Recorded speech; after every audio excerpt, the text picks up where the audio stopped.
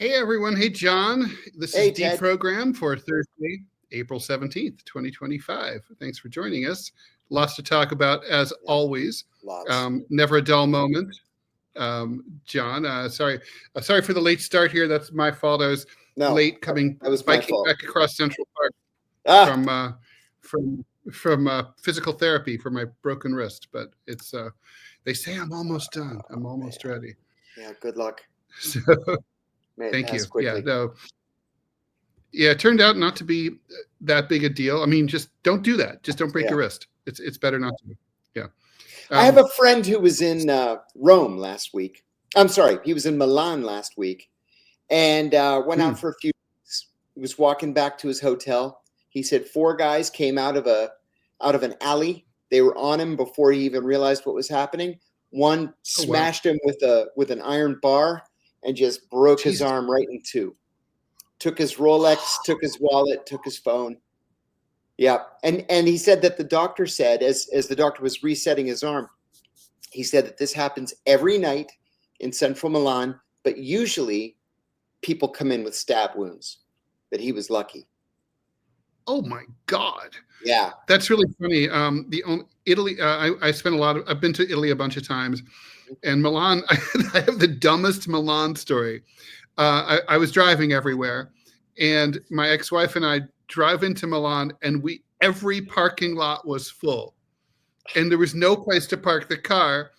So we were like, screw it. We left Milan, and we never saw Milan. I've done that at the gym a couple times. I mean, I was kind of like, Milan's a world-class tourist attraction. I gave up like Columbia University talking to Trump.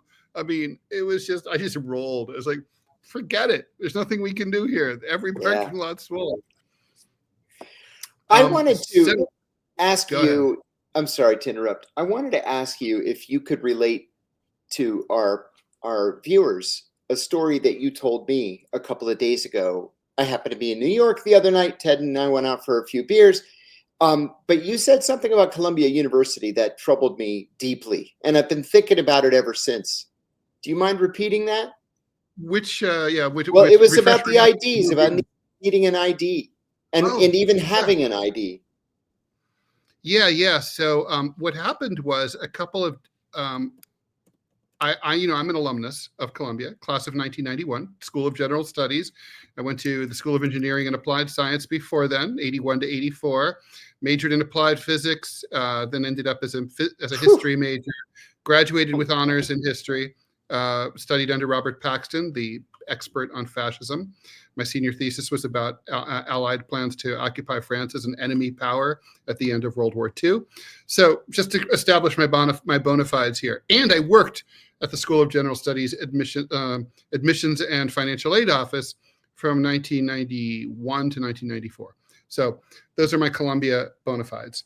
And I'm on their list, or at least I was until recently. I don't know, I haven't checked recently, of their 25 most notable alums, which is totally ridiculous.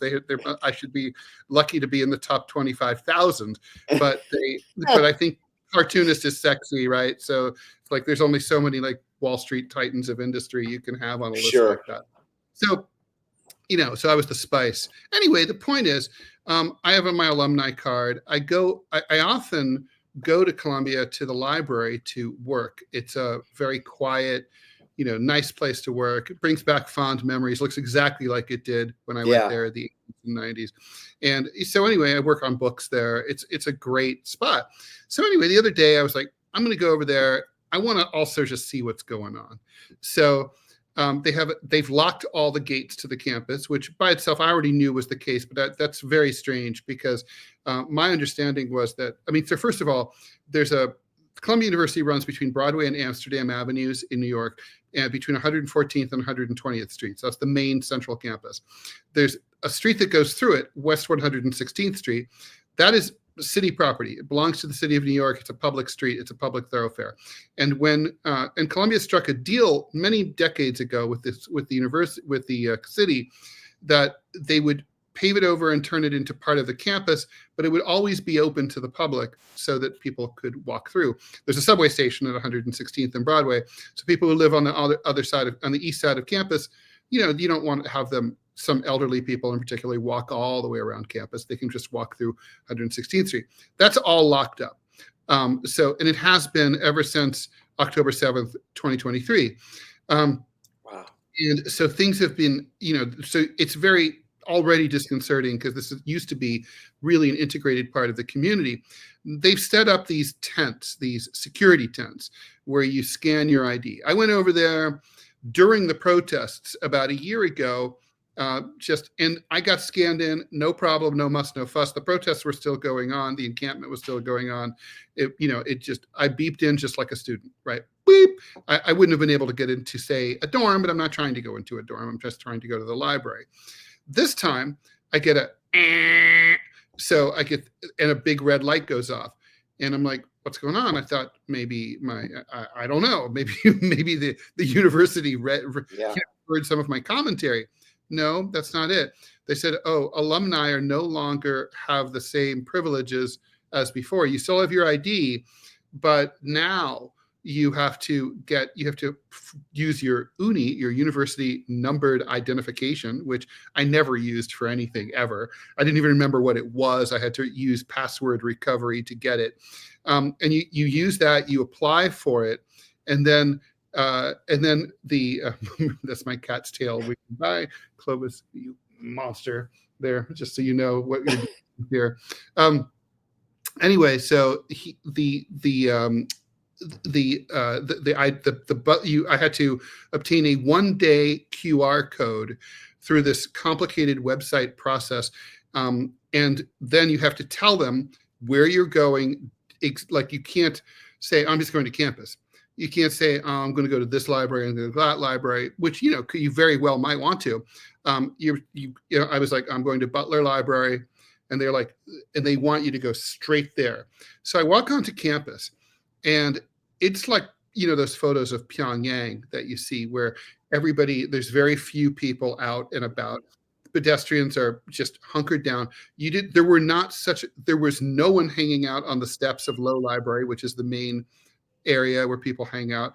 There were not two people standing and talking or walking side by side with each other.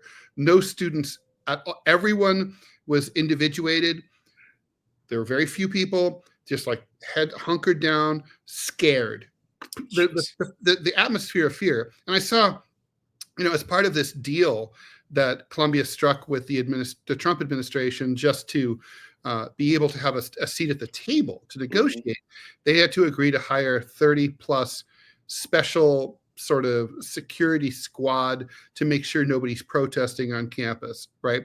So you know, there's the normal Columbia University security guys who are kind of like, you know, goofs. Like, they're kind of like, sure, they're like, you know, kind of campus cops, mall cops, you know, type people. And then there's these guys who are, as the Brits would say, hard men. You know, it's a whole different thing. They're serious, and they're walking around with special outfits and, you know, eyeballing everybody. It's terrifying. And perhaps this might have been the most like disquieting thing for me. Every college campus in America, community college, Harvard, there's flyers pasted all over the place for student activities, people who need a ride somewhere. There's a movie playing somewhere, room for rent, you name it, right? There's a guest lecture by John Kiriakou, whatever. And like, those were all gone. Every bulletin board, empty. Every place where, like, the book return place, you know, where you drop off your library books, those usually have those signs on there. Gone. he doesn't do that with anyone else. He only does that with you, John. He must like you. So it was very spooky. I came out of it just like they haven't just destroyed campus protest. They've destroyed campus life completely at that university.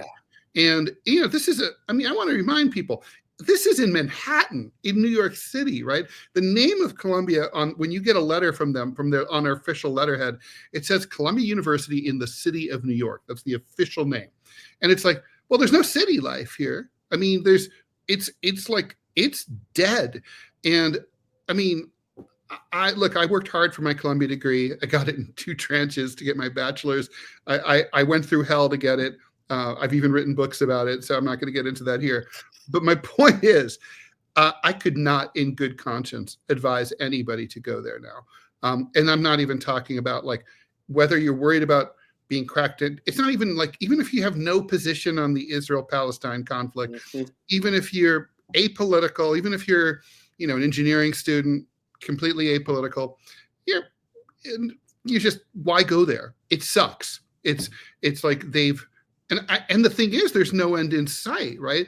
They're like, well, this is for the security of the campus community. I was there during the peak of the encampments. The idea that there was violence or directed towards Jews is a joke. Most of the protesters were Jewish. Most of the demonstrators were Jewish. The main groups were Jewish. So it's like, these are, I don't know, anti-Semitic Jews. Right. This is fictional anti-Semitism that we're talking about here. It's a reaction to something that did not exist. And so, it's, I don't know, John, it was freaky. Well, let me ask you too, kind of 2 questions. Is there any indication that any of this is happening at NYU, which is of course far south of still in the city of Columbia? And secondly, we had a conversation about the rest of the Ivy League. Is this some kind of a test case for the Trump administration to try to squelch free speech in the Ivy League, just to see how much they can get away with before moving on to other institutions?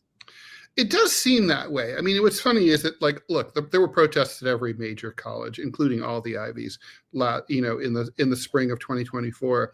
But they started at Columbia, the big ones. The idea of the encampment started at Columbia, and then it became like cut and paste. That tactic became cut and pasted all over the country, right? And I think that's why it was about Columbia.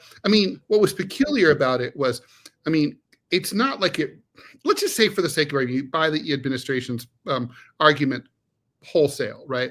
There was anti-Semitism. We're trying to protect Jewish life on campus so that Jews feel safer. Okay, fine. But the point is that Columbia cracked down on the student groups that were protesting. They banned student organizations from protesting.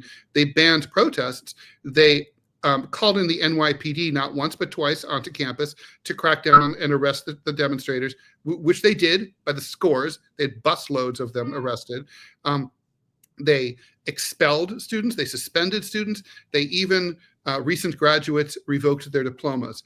They went, this is all before Donald Trump ever took the oath of office a second time, right? Right. So, right. It's kind of like, well, I'm sure there were people at the table around the trustee's office at Columbia thinking, but we're doing everything that they want. So this isn't really about facts. This is really about, I think what you said, John, it's about setting an example. It's about like, we're just choosing someone to scare them. And so they went with, and they're succeeding. Well, and they did. And it's like, it seemed like that was going to set the example. Until Harvard decided to grow a pair and say no. And now, of course, Harvard, the administration, as we are hearing today, is threatening to weaponize the IRS, Richard Nixon style, and get and revoke Harvard's tax exempt status, which will never stand legally. Not a chance. And Harvard has lawyers too, right? They make lawyers. Yes, the best lawyers. They do. So it's kind of like, I think, look, if anyone can weather the storm, it's Harvard University. It's a bizarre clash of like the old white guys, the old rich white guys. It's so weird. Yeah. But I mean, I think it's really dispiriting to see, like, now the story is, well, Harvard has a pair as opposed to Columbia, and even Columbia is starting to backpedal a little bit, and I think they realize they've been rolled, and they're trying to. They seem like they might. I think they're going to end up walking away from the table with Trump, because what do they have to show for it except right game? Yeah, that's it. They're just going to have to take to the courts and hope for the best. Yeah, I go to the GW, George Washington University campus a lot. I have both my degrees from GW. And it's different than it used to be. It's different than what it was before October 7th, 2023. But it's not like Columbia. Mm-hmm. Certainly, they asked the university asked the city to send it's called the MPD here, the Metropolitan Police Department, onto campus to crack down on the tent city and the pro human rights demonstrators, and the city refused, and so they had to use their own rent-a-cops and campus cops to do it. It took them over a month to do it.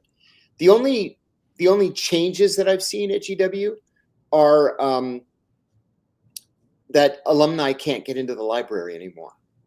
So so that's similar, kind of. Yeah. Even although we can get in, we just have to jump through hoops. See, I can't even get in. I have to go to the registrar's office and apply for a new alumni card. I can't just use what they assigned me when I graduated, and I have to apply for a new alumni card to be allowed to go inside the library. I'm going to go give a lecture there at 5:15, and I don't know if they're going to let me in the building.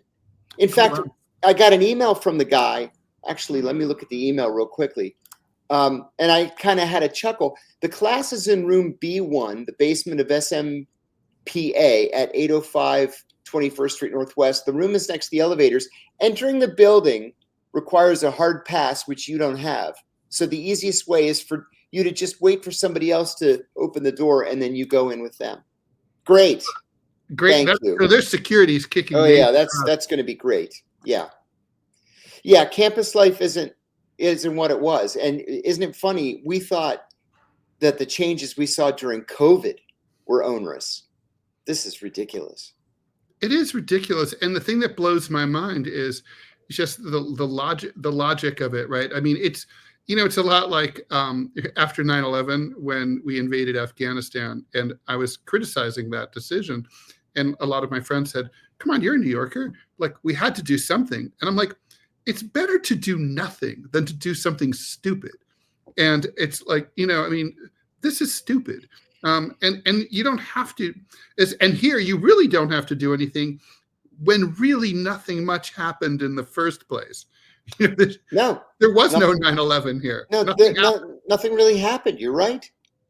You're right. You show me the Jewish student who, I don't know, ended up at the ER with a broken nose. Right. I don't think there is one. No. It's like, however, there were some pro-Israeli students at UCLA who physically assaulted, pro-Gaza encampment people. There was some kind of skunky chemical, skanky things sprayed on protesters, pro-Palestinian protesters, Jewish pro-Palestinian protesters at Columbia by pro-Israeli people. They were doxxed. Yes. It's so funny. The ICE guys who arrest students, they don't, they're not arresting the pro-Israeli students, right, who are not necessarily from the United States, right. and they wear masks, but at Columbia, you're not allowed to wear a face mask anymore, even though 3 years ago you had to. Oh my God. You have to check the. And you have to ask too, legally, how do they even get away with a mandate like that? Well, it's a private school. They can have what dumb rules they want. They can say, well, you have to you can only wear your underwear on campus. They can say anything they want. Then it's a private school. How nuts is that? Just like nuts. It's so the opposite of the school that I went to. My freshman year during orientation, We had a couple of days of talks from upperclassmen, and one of the questions was like, well, what if your roommate does drugs? And because everything was illegal, including weed. Sure. And they said, look, work it out with your roommate. It's like the police aren't coming. No one cares. It's fine. You guys do what you want. Well, what if my roommate does hard drugs? So we don't care. It's like, it doesn't matter. It's just work it out. And it's like, and if it's really a problem, you guys can change and get another room or something like that. But it was like, that was their attitude. I want to apologize. One of our viewers is saying that I look blurry. I do look blurry. I don't know what the heck that's all about. Are you on your phone or on a laptop? No, I'm on a desktop. Maybe there's a little condensation on your camera. Just like use like your sleeve and just wipe it. I do that. Like I just go like this, just sort of like, and sometimes it helps. It's just little things. You don't want you to be blurry. Is that any better? I can't tell. I don't think so. I think I still look blurry. I don't know. It's maybe it's psychosomatic. I feel like. Sorry, Stevie. 3011. Well, don't know what to make of it. Problem. Maybe you have an old laptop. Maybe it's the CIA tapping your laptop and draining power from the camera. That would not surprise me at all. I talked to Kelly Vlahos today from she used to be from the American Conservative magazine, and now she's at I forget the name of the foundation. It's one of the libertarian foundations. Anyway, that was founded by Pat Buchanan, right? That's right. It was always that magazine always perplexed me because I was like, I agree with 75% of everything in here.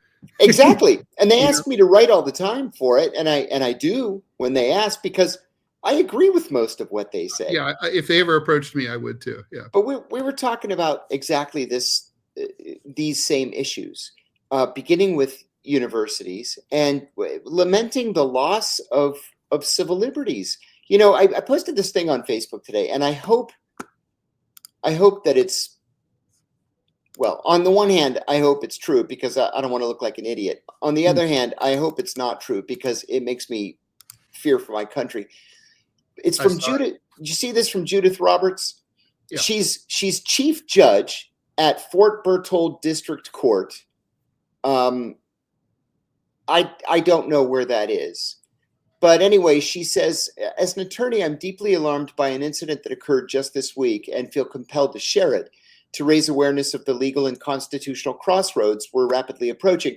A coworker of mine who is a judge traveled by train from Montana to North Dakota for work this week. The train made a stop in Havre, Montana, where ICE agents, armed and dressed in full military-style tactical gear, boarded the train.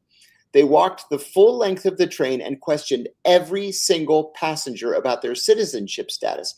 According to the conductor, who has worked nearly 40 years on that route, this was a first. In all his decades of service, federal agents have never boarded his train like this.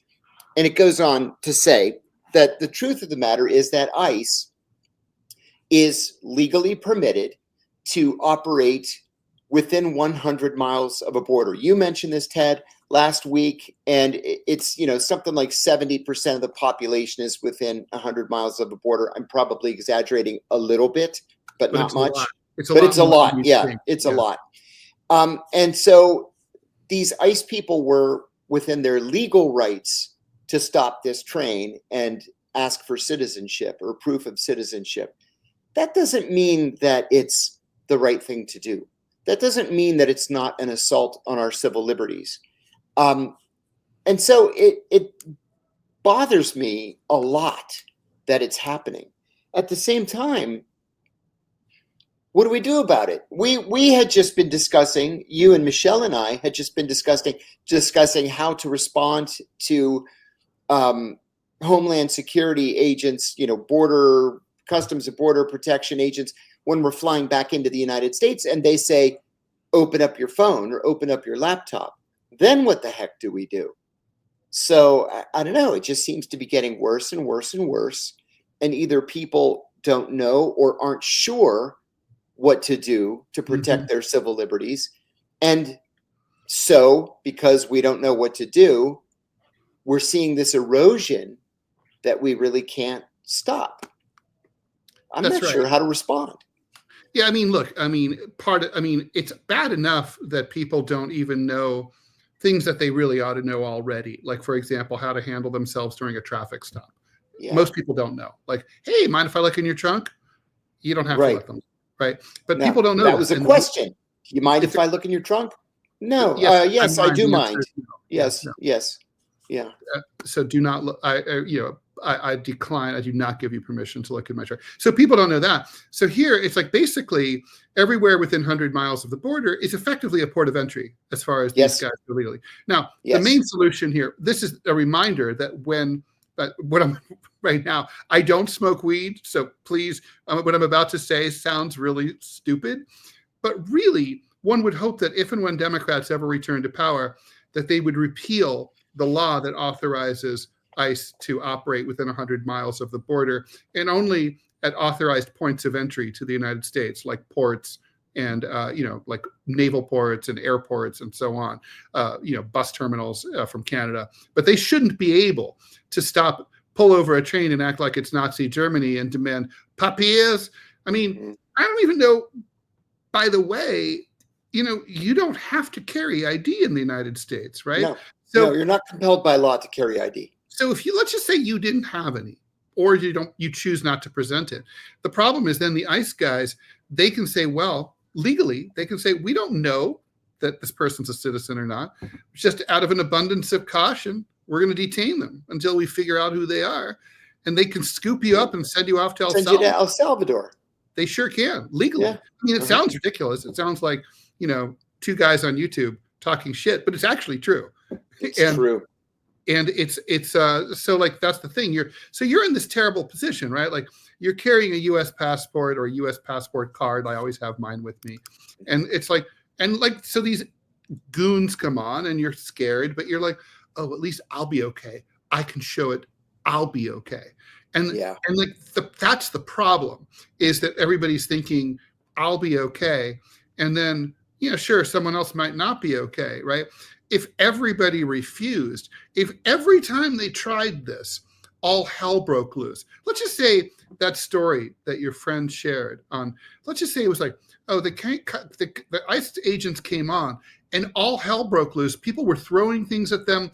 Hundreds of people were arrested. They were angry. They started screaming. There was disorder. Local police had to come. And they do that over and over. And every person freaks out. I guarantee you. It would stop.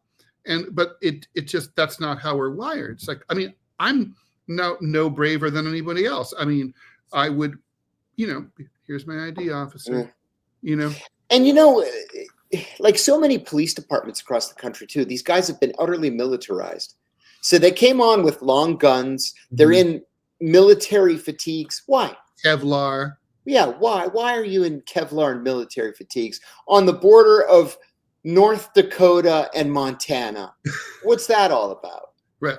And that train is all a bunch of old people, they just want to look at the mountains as they drink their coffee. That's right. That's right. Yeah, it bothers me very, very much. It bothers me also that, gosh, who said it? Was it you that said it on Twitter or Facebook? Let me get this right. Was that you that said, let me get this right?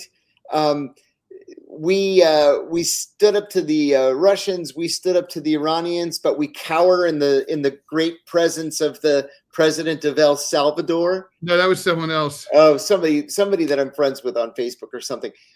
So Chris Van Hollen, the senior senator from Maryland, went to El Salvador because this poor guy from Maryland was illegally taken and sent to this super prison that holds 30,000 people in El Salvador. Now, one of the things that I noticed today and yesterday that's been bothering me very much is the likes of CNN and MSNBC and the Washington Post, the New York Times are saying, oh my God, this American citizen was sent to El Salvador. The courts have ordered the administration to bring him back, and the White House is ignoring them. But Fox And the Wall Street Journal and the New York Post and the likes of those outlets are saying MS-13 gangbanger refused right to return to U.S. Right. He's not been convicted of any crime. He's not even been accused of being a member of MS-13 or any other gang. Nope. What's that all about? And really the question is, if this can happen to this one guy, it could certainly happen to all of us, right? Well, and that's not according to just us. That's according to the president, right? He said on television, anyone can find it. We need to go after the homegrowns. Yeah, the homegrown, exactly. Never heard that term before. Homegrowns, i.e., U.S.-born people who, for whatever reason, are enemies of the state, and he wants to get rid of. And he claims to be looking into ways to do that. I mean, once you start stripping people, it's not even denaturalizing them because they're not even naturalized in the first place. But when you strip their nationality and deprive them of rights, I mean, it's already a police state. Yeah. But the question is, now you're in full-blown fascism for sure. Yeah. And he's talking, and the president of El Salvador says he's probably going to expand the prison fivefold to accommodate